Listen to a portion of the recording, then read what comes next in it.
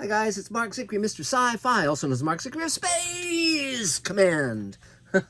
And so much is happening. I mean, my God, we're getting the DVDs and Blu-rays ready, the digital downloads for the first 2 hours. It's looking great.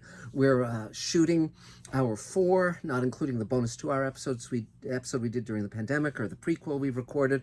So, and Space Command issue 2 of the comic book has gone to the printers. Very exciting. The special Mira Furlan issue. Many things. And we're shooting next Monday, again shooting in a departure lounge at a space station. Lots of costumes, including some authentic costumes from Space Patrol and Starship Troopers and Fifth Element and so forth. It's going to be really fun. And but now we're here to talk about the Batman. Now, when I was a kid, I read the Batman comic books. This was during the 60s, during the Batman Adam West phase, where you have the yellow circle around the bat, and it was just kind of silly. It wasn't, no one treated Batman seriously, and then of course in later years, the Dark Knight Frank Miller brought it back to kind of the brooding quality it really had never had. I mean, it was always rather silly. I mean, the villains, the Joker, the Riddler, the Penguin, they were all silly, extreme characters, goofy, cartoonish, and Frank Miller was the first one who saw the potential of vigilante rage. And, and you can quibble about whether that's morally justifiable in Frank Miller's universe, but it worked. It worked, and it set the tone for everything Batman that's come since.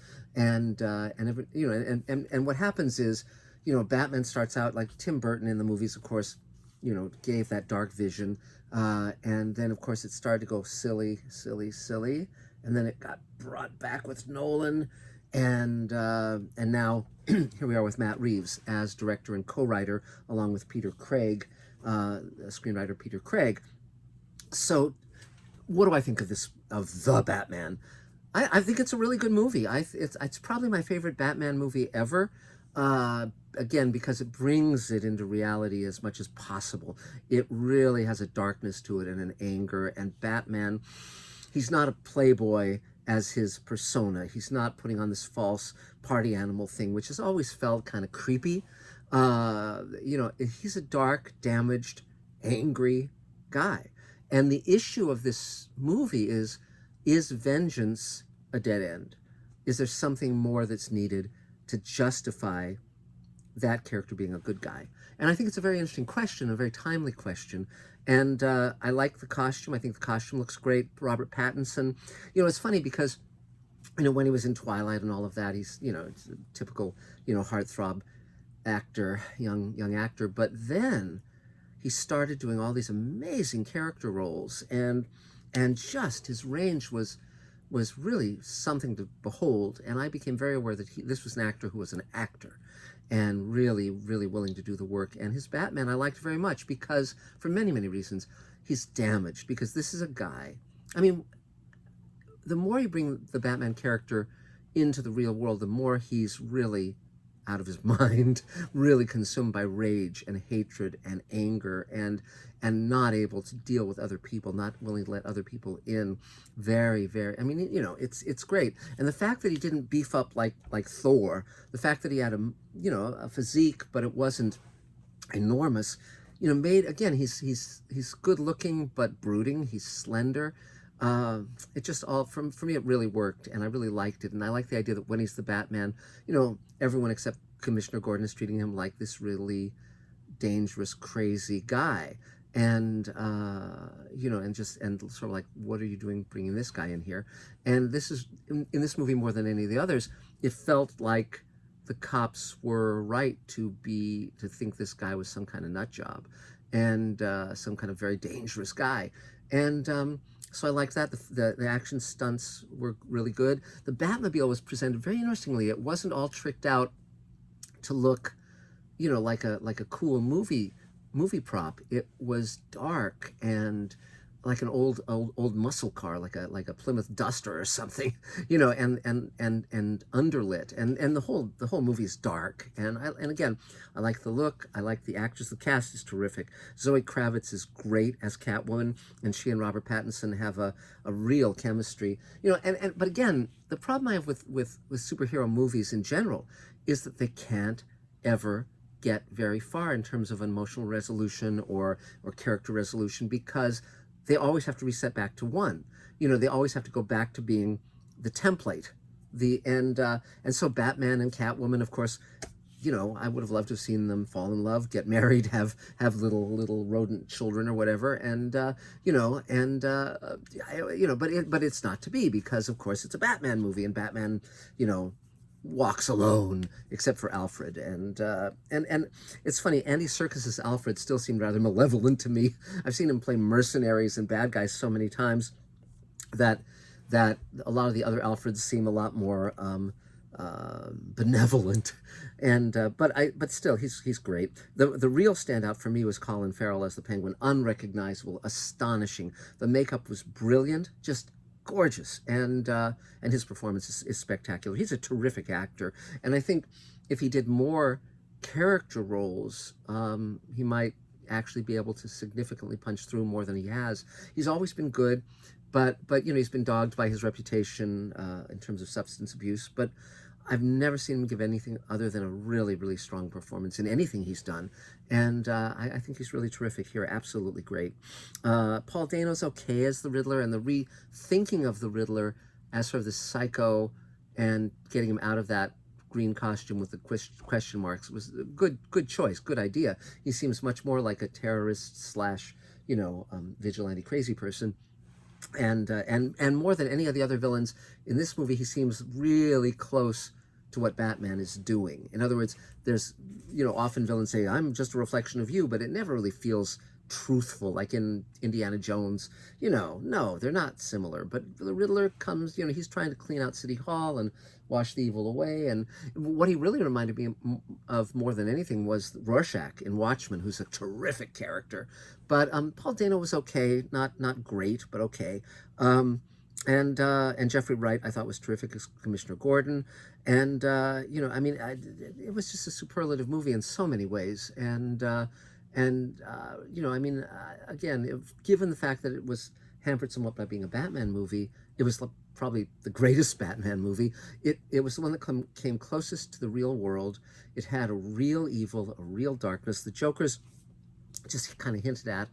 But the Joker, of course, is a better villain than the Riddler. That's obvious. I mean, for me, Heath Ledger's Joker was the ultimate. I mean, genius, just genius.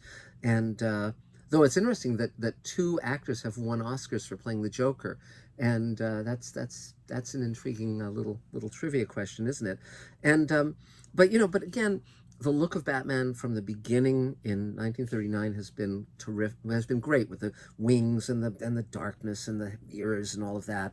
When Bob Kane and Bill Finger and Jerry Robinson initiated Batman and Joker. The Joker, of course, is derived from Conrad Veidt in the silent film The Man Who Laughs. And if you just Google it, you'll see it's obvious. And Conrad Veidt, many of you would know him as the evil Nazi in Casablanca, and also as Cesare the somnambulist in Cabinet of Dr. Caligari, and also the villain in the remake of Thief of Baghdad by the Cordas in the 40s. So, but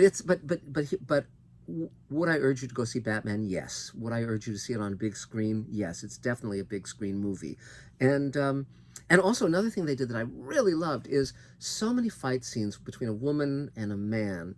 They have the woman slugging it out with the man, which is just not plausible, doesn't work. And they really thought this through with Zoe Kravitz, and they said, okay, have her use her legs.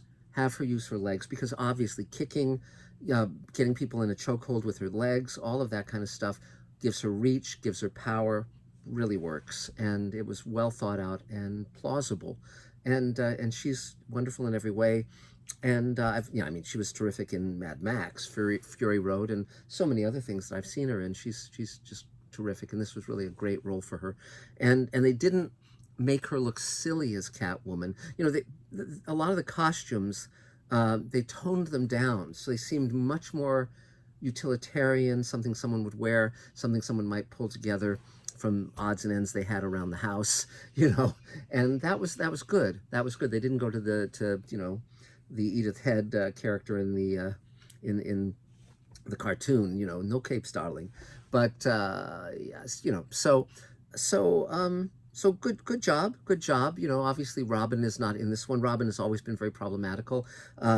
Jules Pfeiffer. When I was a kid, I was sick, homesick one day, and my mother bought me the book, The Great Comic Book Heroes by Jules Pfeiffer, and it reprinted the origin stories of many of the Golden Age characters, including Batman. And Jules Pfeiffer, in his introduction, talked about the questionable undertone between, you know, Bruce Wayne and his young ward Dick Grayson as sort of a homoerotic fantasy. And yeah. So but meanwhile, it's a fun movie. I'm sure they'll do another one and another one and another one into perpetuity. But I think a lot of good choices were made here, and I enjoyed it. And on to the next thing, and we shall see. But that's my little 2 cents about the Batman, and the score is good as well. It really is cohesive, and it really knows where it's going, and that's another thing that really helps it. It doesn't take a lot of left turns. It knows where it's headed. It knows what its point is, and it gets there. And you know, and it's, you know, it's a good job. Good job. I keep repeating myself, but nowadays so many films exist just because the IP exists, and there's nothing new or fresh. And didn't used to be this way. You know, back in the late decades of the 20th century, you didn't have franchise movies this way, quite this way, and they've really taken over with the mergers of all the studios. In fact, eventually there'll probably just be one network / studio. It'll be, you know, the entertainment company. You must watch what we make, and they'll have your head bolted forward and your eyes held open with little hooks like in Clockwork Orange, and you will just have to consume whatever they want you to consume. Let's hope not. So we'll be checking in real soon. Lots more to come. Thanks, guys. Take care. Stay safe.